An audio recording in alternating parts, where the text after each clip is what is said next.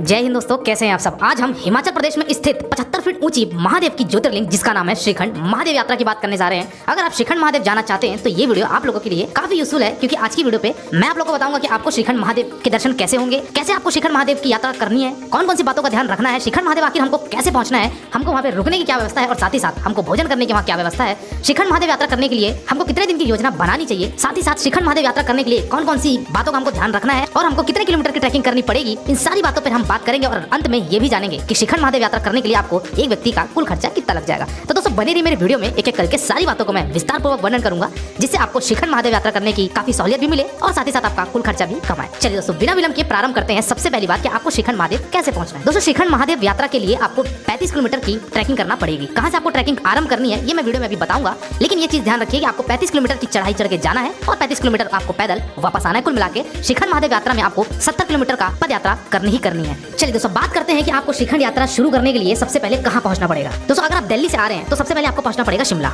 और शिमला से आपको जाना पड़ेगा रामपुर होते हुए जाओ गांव तक। यही जाओ गांव दोस्तों जो है ये आपका अंतिम पड़ाव है और यहीं से आपकी वाहन वाली यात्रा खत्म होती है और आपकी पद यात्रा शुरू होती है। तो अगर आप शिमला तक टॉय ट्रेन के माध्यम से आ रहे हैं तो फिर आप तो पहुंच ही सकते हैं, अन्यथा अगर आप चाहें तो दिल्ली से रामपुर तक, जो कि शिमला से आपको आगे पड़ेगा रामपुर, और यही रामपुर से आपका एक रोड कटता है जाओ गांव के लिए, जहां तक आपको बस वाला लेके जाएगा। तो दोस्तों आप दिल्ली से रामपुर तक के लिए आपको बसेस डायरेक्टली मिल जाती हैं, तो आप चाहे तो रामपुर तक वहां तक आ सकते हैं, अन्यथा चाहे तो आप शिमला आ जाइए और शिमला से फिर आप जाओ गांव तक पहुंच सकते हैं। जाओ गांव में आप अपना पद यात्रा शुरू करेंगे। चलिए दोस्तों अभी इसी जाओ गांव से श्रीखंड महादेव की जो दूरी है वो आपकी 35 किलोमीटर की होती है। दोस्तों यहाँ पे हम हर हर महादेव का नाम लेते हुए अपने साथ पीठ पर कुछ महत्वपूर्ण सामान लेते हुए पद यात्रा शुरू करेंगे। बात करते हैं अभी आपको आगे कहाँ रुकनी है, कहाँ पे भोजन करने की व्यवस्था है, सारी बातों को मैं आपको बताता हूँ। दोस्तों सबसे पहले आपका पड़ाव आएगा सिंघड़। सिंघड़ दोस्तों एक छोटा सा कस्बा, एक छोटा सा गाँव है, जहाँ पे आपको निःशुल्क रुकने की व्यवस्था, निःशुल्क लंगर, ये सब गवर्नमेंट की तरफ से व्यवस्था कराई जाती है। अच्छा एक मुख्य बात है आपको मैंने बताना भूल गया कि श्रीखंड महादेव की यात्रा जो शुरू होती है वो 10 जुलाई 15 जुलाई के आसपास ये प्रारंभ होती है। इसके पहले इसलिए शुरू नहीं होती क्योंकि इसमें हैवी स्नोफॉल होने के कारण भक्तों को ये यात्रा करने नहीं दी जाती है। तो जुलाई के मंथ में मान के चलिए आप अपडेटेड रहिएगा जो भी गवर्नमेंट की वेबसाइट्स हैं या फिर मेरे चैनल से ही, तो आपको श्रीखंड महादेव की यात्रा के कपाट कब खुल रहे हैं ये चीज का आपको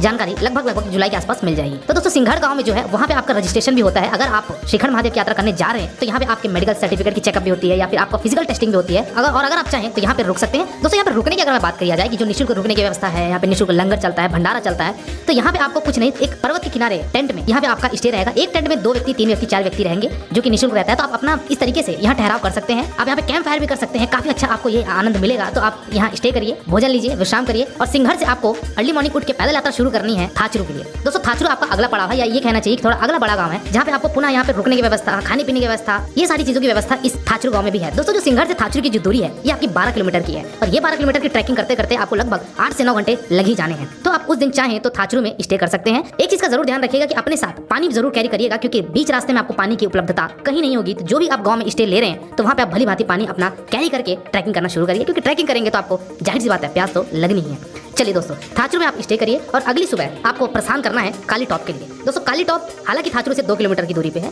लेकिन अगर आपका सफर काली टॉप तक हो जाता है तो काली टॉप में भी आपको रुकने की व्यवस्था है, लेकिन यहाँ पे कुछ सीमित व्यवस्था ही है, यानी कि 2 ही 4 टेंट मिलेंगे। तो अगर आप काली टॉप तक पहुंचते हैं तो काली टॉप में भी आप उस दिन अपना विराम ले सकते हैं। चलिए दोस्तों अगली बात करते हैं कि काली टॉप से आप ट्रैकिंग करते हुए हर हर महादेव का नाम लेते हुए आप पहुंचेंगे भीम तलाई, जहाँ पे आपको फिर से लंगर, रुकने की व्यवस्था, ये सारी चीजें यहाँ मिलेंगी। तो आप अर्ली मॉर्निंग भीम तलाई भी जाइए, यहाँ रुकिए। अब यहाँ से आपको थोड़ी सी ऑक्सीजन की कमी महसूस होना शुरू हो जाएगी, तो थोड़ा सा आप ट्रैकिंग बहुत ही सावधानी पूर्वक करिएगा। ज्यादा आपको स्पीड चलने की आवश्यकता नहीं है। हर हर महादेव का नाम लीजिए, अगर महादेव का बुलावा आया है तो दर्शन अवश्य होगा बिना किसी शारीरिक तकलीफ के। चलिए दोस्तों भीम तलाई से आप दोस्तों पार करेंगे भीमद्वारी। दोस्तों भीमद्वारी वो स्थान है जहाँ पे भस्मासुर का वध किया था देवों ने, तो ये वही स्थान है जिसका नाम है भीमद्वारी। यहाँ पे भी आप लंगर वंगर आपको मिलेंगे, तो आप चाहे तो अपना कुछ स्वल्पाहार लेके या फिर कुछ भोजन लेके आप प्रस्थान कीजिए अगले पड़ाव की तरफ, जो कि आपका पार्वती बाग। दोस्तों पार्वती बाग भीमद्वारी से 2 किलोमीटर की दूरी पे है और पार्वती बाग से अब आपको थोड़ी सी जो रास्ते हैं वो और दुर्लभ मिलना शुरू हो जाएंगे। यानी कि कहना चाहिए कि अब आपको पर्वतीय रास्ते पे अब आपको ट्रैकिंग करनी है, हर हर महादेव का नाम लेनी है। ऑक्सीजन लेवल की थोड़ी सी यहाँ पे पुनः कमी होगी, तो आपको धैर्यपूर्वक ट्रैकिंग करते हुए, चढ़ाई करते हुए श्रीखंड महादेव का आपको दूर से नजारा दिखेगा, हर हर महादेव कहिए, और आप अपने मंजिल के बहुत ही करीब हैं। पार्वती बाग को दोस्तों पार करते हुए आप आगे पहुंचेंगे जो है आपका नैन सरोवर। दोस्तों नैन सरोवर वो स्थान है जहाँ पे पार्वती माँ ने भोलेनाथ को ढूंढने के लिए निकली थी और जब वो तपस्या कर रही थी तो उनकी आंखों से आंसू जो आए थे उसी आंसू से ये सरोवर निर्मित हुए हैं।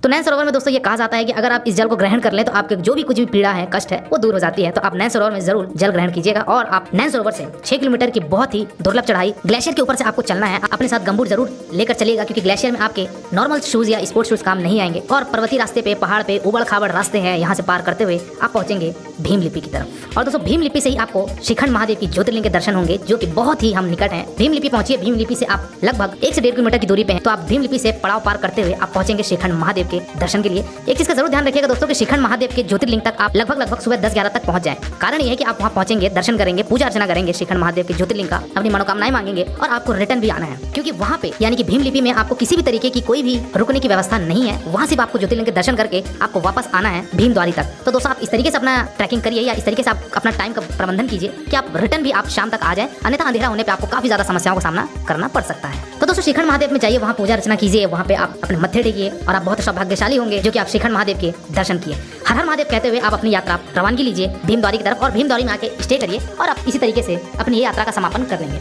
चलिए दोस्तों अगली बात करते हैं कि इस यात्रा के लिए आपको कितने दिन का ट्रिप बनाना चाहिए, यानी कितने दिन आपको लग जाएंगे। दोस्तों आप मान के चलिए श्रीखंड महादेव की यात्रा करने जा रहे हैं, तो कम से कम आपको 7 से 8 दिन लग ही जाएंगे, क्योंकि आपको जाने में ही 3 से 4 दिन लग जाएंगे और इसी तरीके से आपको रिटर्न भी आराम से आना है। तो लगभग आप मान के चलिए कि 7 से 8 दिन का श्रीखंड महादेव की यात्रा में आपको कुल समय लग जाएगा। चलिए दोस्तों अगली महत्वपूर्ण बात ये करते हैं कि आपको श्रीखंड महादेव यात्रा करने के दरमियान आपको पर्याप्त मात्रा में अपने विंटर कपड़े रखने हैं। अपने साथ जो आवश्यक दवाइयां हैं वो रखिएगा। अगर आपको ऑक्सीजन में चलने में समस्या है, आपको सांस लेने में दिक्कत होती है, तो ये श्रीखंड महादेव की यात्रा में कृपया आप ना जाएं। अपना भली भांति मेडिकल टेस्ट करवा के ही जाएं, किसी भी तरीके का कोई रिस्क ना उठाएं। और जगह जगह पे जो मैंने आपको बताया टेंट लगे हुए हैं गवर्नमेंट की तरफ से, वहाँ लंगर है, आपको रुकने की व्यवस्था है, तो ये सारी चीजें निःशुल्क है। वहाँ पे आपको किसी भी तरीके का कोई शुल्क पे नहीं करना है। तो आप हर हर महादेव का नाम लेते हुए अपनी टीम के साथ इस श्रीखंड महादेव यात्रा को बखूबी संपन्न कीजिए। आपको महादेव की ज्योतिर्लिंग के दर्शन अवश्य होगी, क्योंकि अगर आपको बुलावा है तो आपकी ये महादेव की यात्रा अवश्य संपन्न होगी। चलिए दोस्तों लास्ट बात करते हैं कि आपको श्रीखंड महादेव यात्रा के लिए कुल खर्चा कितना लग जाएगा। तो दोस्तों जैसा कि मैंने आपको बताया कि आपको श्रीखंड महादेव यात्रा करने के लिए ज्यादा पैसे आपके खर्च नहीं होंगे, क्योंकि शिमला से रामपुर होते हुए जो जाओ गांव तक आप पहुंचे थे, तो जाओ गांव तक आपका बस का किराया, उसके बाद आपको थोड़ी बहुत ही खर्चे होंगे, क्योंकि खाने का और रुकने का तो गवर्नमेंट की तरफ से व्यवस्था दी ही जाती है, तो उसमें तो आपके ना के बराबर खर्चे हैं। फिर भी अगर एक हम भली भांति एक अप्रॉक्स कॉस्ट बोले तो लगभग मान के चलिए कि आपका 5000 रुपए के आसपास एक व्यक्ति का कुल खर्चा लग जाएगा इस श्रीखंड महादेव यात्रा को संपन्न करने में, जो कि 7 से 8 दिन की यात्रा होगी और आप भली भांति इस 75 फीट की महादेव की ज्योतिर्लिंग के दर्शन अवश्य कर लेंगे। तो दोस्तों फिलहाल इतना ही। मिलते हैं फिर एक नई वीडियो में एक नए जोश के साथ, एक नए विषय के साथ। तब तक के लिए शुक्रिया।